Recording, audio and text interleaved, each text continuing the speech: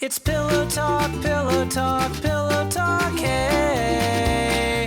Pillows and playing video games. Don't really need the bell because I kind of just want to do this solo. I feel like it would be more fun to relive and watch. I think I've beaten both bosses solo, so we're still good. We've beaten all the bosses solo. We haven't. I might summon in the NPCs just here and there because I haven't done a lot of that. And I really like the lore. I'm really attached to it. So I get it like attached to the characters. I really love this game, and I might just do that just to be like, hey, I read about this guy in the history in the Bloodborne essay and all these videos I watched, and I get to play with him. You know, it's cool. It's kind of like reading about someone in history, and then you get to meet them, if that makes sense. So playing with like 2 episodes ago and with Gascoigne was rad.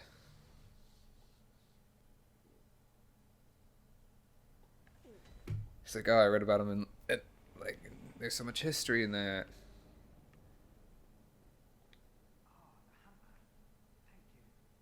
Why do I have my headphones on? God. Oh. I love his comment about the old lady. She doesn't really talk to me and she kind of sucks, but I'm glad she's here. Oh! I almost dropped my water. Let's see what the old broad has to say. It's so hard trying. I'm trying to not assume anything anymore. If that makes. Now she's just bashing me.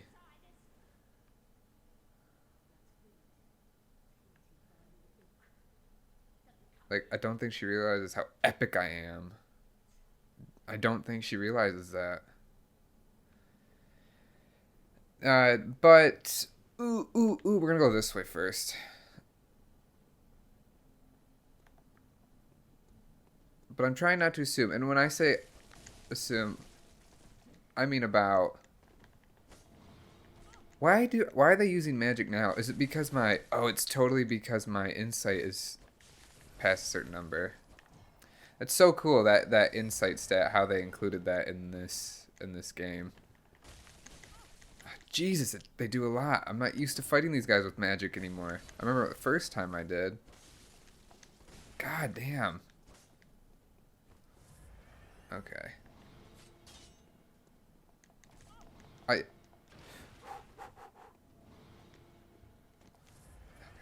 god.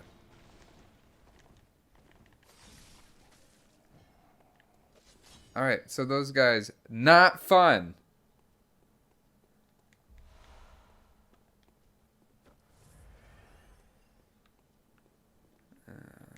Not fun at all. I gotta get the top hat. Gotta run, you gotta be fast. Whoo! Don't wanna get sucked by that vortex. Anyway, I'm trying not to assume anymore because assuming makes an ass of you and me, and it offends a lot of people and it causes just a lot of conflict. Like, I've noticed that recently. Communication does not involve a lot of communication. Helps prevent conflict. It has you and I in it. You know, you got to work things out with people. You got to be helpful. You got to be mindful, which is why I've been trying not to assume a lot. My whole point going off this is pronouns. It's been brought to the forefront because my place of work strives really hard to be gender neutral. And it's very hard because I work with kids, so I work with all these same kids every day, and it's like really hard not to. How is this gonna go? How is this fight gonna go? I just try really hard not to assume, and it's hard to get them on that train because they don't understand the whole pronoun thing.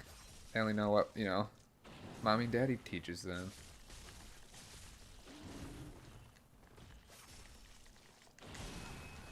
Ooh, I need more stamina. There we go. They're just dropping bone shards. At least drop like shards I need.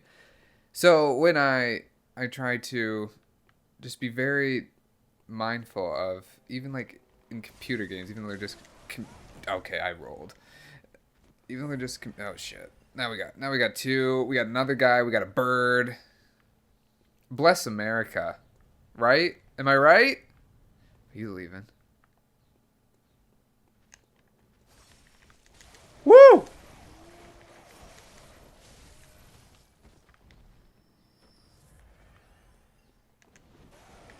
Okay.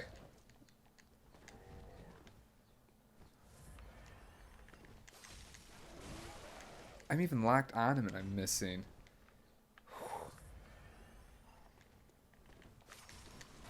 This bird.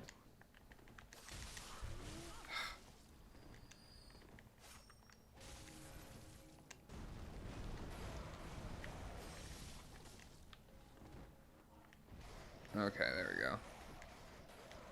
Just gonna vial up again. Birds are just so annoying. They're just really annoying. They get in your way so much. Anyway, back to the gender neutral thing, just to finish that off. I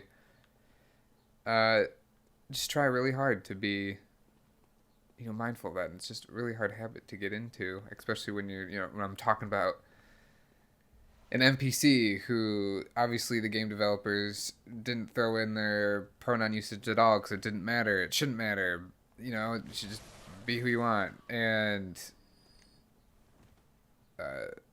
referring to the old lady as a lady and things like that. It's just like, what do you call someone who's gender neutral or, binary? That's what I meant to say. No, not, what is the proper... I'm forgetting now. I'm forgetting. Oh gosh, I'm drawing a hard blank. No, it is. It's binary, right? Non-binary. Yeah, it's non-binary.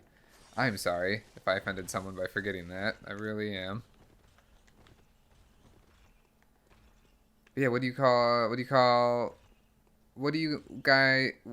do you friends address yourselves if you're non-binary and you're older? Like just a grandparent? I could have visceraled him. I don't know, I'm just curious. I just want to be properly informed. So please flood me with information. I appreciate it. I can also be proactive and look for it. But I'm trying to do a lot of things right now, and I don't want to be overwhelmed. I also have to look up a soup recipe for the crock pot. If anyone could tell me where this door goes to, I would greatly appreciate that. Yes, I got a temporary blood gem. Like where? How do I open it? I've never opened it. I think it's somewhere protected. The reason I say that is because these are incense jars. These are in the church. It's warding off beasts. It's something special. What is it? I want to know. Someone tell me. Please. Please, God. Because there's nothing else in this area. One of my notes is rated fine. My notes have been rated fine a lot. Let's see what notes they were. I got 23. May the good blood guide your way. Oh, that was right at the beginning. Just like, we're in this together. We're in this together, friends. Ambush waits ahead. Yeah, I try to put down notes that actually help people. That's what I really like about these games is the cryptic helping, messages from beyond or whatever. And it's just someone else on the other side of the world or in the room next to me. How trippy would that be? So we need the white. I think I actually have it. I think it still stays in my inventory. You need like the white talisman flag or whatever to wave and tell the cathedral that I need to buy it again. Are you serious? It signifies the end of the hunt, and then the gate opens, so you don't have to find the back way in. Because there's a back way in. I just don't remember how to get to it. Oh, we kind of do. A little bit. Oh, and we could go this way. We could go left. Should we go left? Yeah, but there's really no other. Yeah, we'd have to go left. Yeah, we're gonna go left. Yeah, we have to go this way. The other way leads to a dead end. It leads to a gate we have to unlock later. All right. Bring it, babies.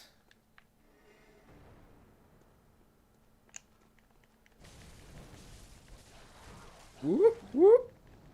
Where am I? Whoop.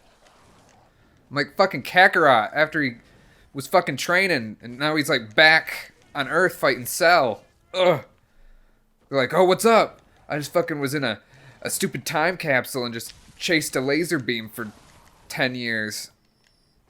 That's how I got so jacked and epic. You can't touch that.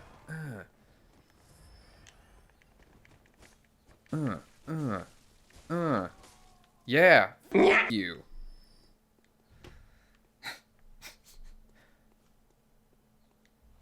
Bleep that out. I'm trying to cut back on the swearing. I need to be more accessible. I need the kids. I just love kids. Okay. So this will loop around. So if we keep going left, this loops around to the shortcut that drops down by the gate. I think I might be wrong. If I go in here, this leads to an empty cathedral I'll be able to go into. Nope, I actually can't go in there. I have to go in this way. Yeah. I have to go up there to unlock this tomb. Yes, that leads to Old Yarnum. That's where we're going, is Old Yarnum. Whoa, jeez, man. But we can get the White Talisman flag to do the Forbidden Woods first. We have to do the Forbidden Woods first before we do this. Because I don't know if it's insight or I don't know if it's just there's something in the game. But if you do the Forbidden Woods before you beat Vicar Amelia or Vicar, the black spaghetti head monsters don't show up throughout the Forbidden Woods, and they make that place an absolute pain in the butt if they spawn. So I don't know if it's an insight related thing. I think it is, but we'll find out. Okay. I think the reason why I don't like these as much is because the reason why I like the safe and the Blades of Mercy is when you roll, it has like a sweep, like an advancement, like a lunge move, so you can cover some ground with it. And the Rikuyo does not. See, look at that. Just fucking love the Blades of Mercy. They're my jam. I feel so safe when I use them. I just think, oh yeah, this is my weapon. This is how I'm gonna kick ass. With these, I just feel, I don't know, I feel inadequate.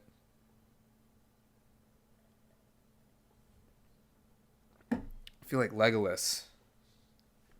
Well, I feel like a failed Legolas. Where does this go? Oh, that goes down to Alfred. His questline is awesome too. This whole game is awesome. I love this game. I look at the games and the list of games I have to complete, or that I would like to complete, I should say. See it open that. Boom. Look at. Ooh. In hindsight, me opening that is kind of bad because it leads to Old Yarnum, which I don't know if you remembered, but I mentioned earlier, like in episode 2 or something, Old Yarnum was burnt down and blocked off because the Scourge took over Old Yarnum. And this is the only entrance into Old Yarnum, so I'm technically letting the disease back in through the butthole in Yarnum. I'm right through Yarnum's butthole. The scourge can come now. How messed up is that? Let's do... Should we do Old Yarnum?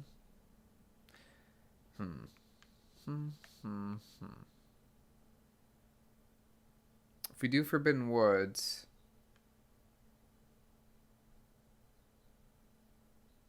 If we do Forbidden Woods early, we can get access to the Tonsil Stone, which can take us to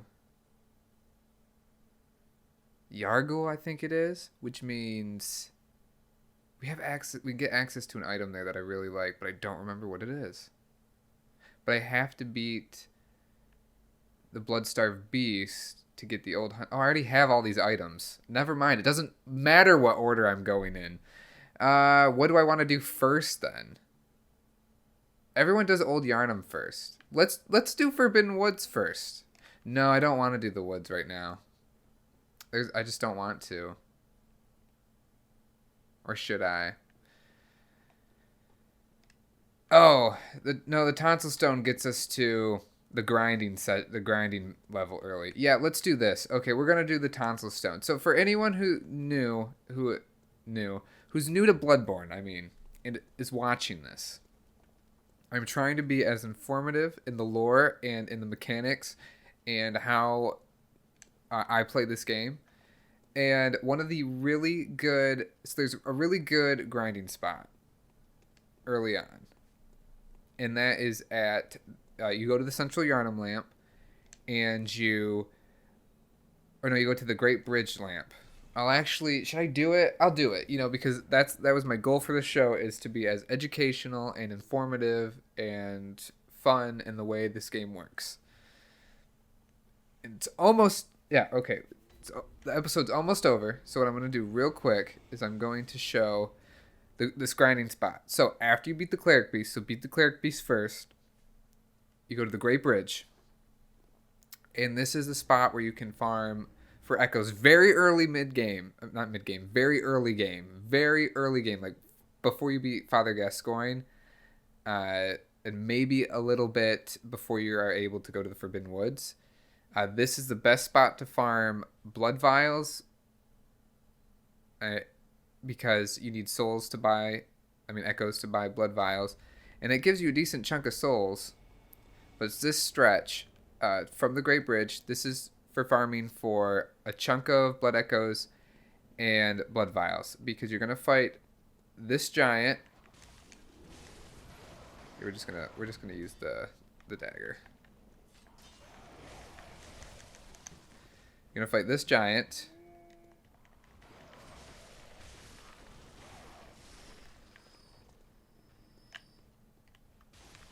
And he's gonna drop, he drops 2 to 3 blood vials. Or he drops shining coins. Is there another bird that's alive? And then you're gonna fight these two. These two werewolves up here, but first get this guy. Make sure I actually hit him. There we go. So you're gonna fight these two. And they drop, between them, they can drop 4 to 6 blood vials. So that's pretty rad.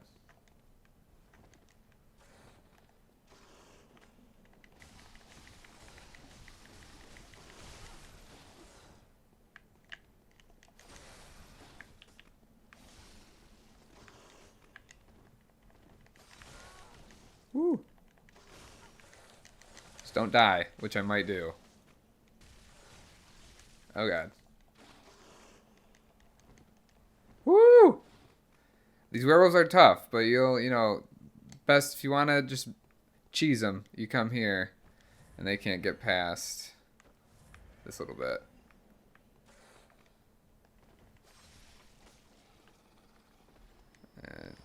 Or they drop bloodstone shards. They're not showing me. They're not. Okay. Right in the butt. Okay, he dropped 3. So I got 3 blood vials there. Granted, I just had to use 2. But dropped 3. And there's this guy. Sometimes he drops 1. He doesn't drop 1, of course. I don't know if I ever had this guy drop any. He might.